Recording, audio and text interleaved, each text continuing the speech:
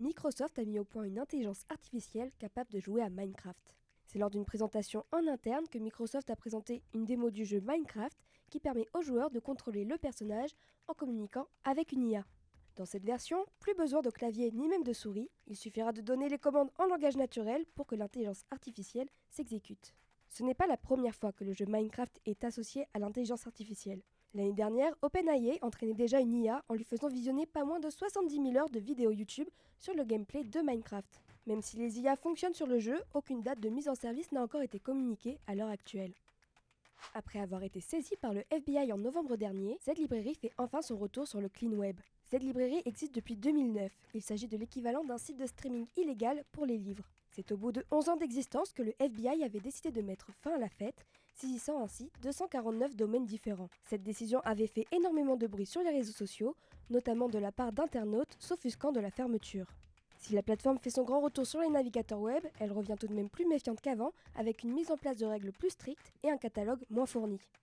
Durant 2 semaines consécutives, des emails de la défense des États-Unis sont restés accessibles à tous les internautes. Cette histoire semble impossible et pourtant c'est ce qui s'est produit au début du mois de février. La découverte a été faite par Anurag Sen, un chercheur en cybersécurité qui l'a signalée afin qu'elle soit modifiée 2 semaines plus tard, soit le 20 février.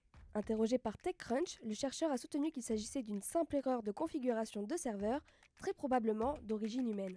Les autorités américaines ont corrigé le bug seulement 24 heures après avoir été avertis par les journalistes de TechCrunch. Dans les emails dévoilés, des échanges datant de plusieurs années avec de nombreuses informations personnelles sur les militaires. Une enquête a été ouverte pour déterminer s'il y a eu intrusion. Le week-end dernier, Mark Zuckerberg a annoncé la mise en place d'un abonnement payant pour Facebook et Instagram.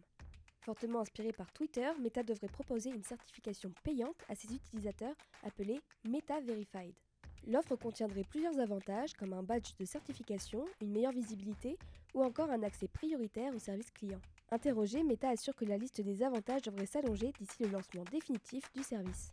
Pour le moment, cette certification est fixée au prix de 19,99 $ dans ses pays tests, l'Australie et la Nouvelle-Zélande, et à 24,99 € sur mobile.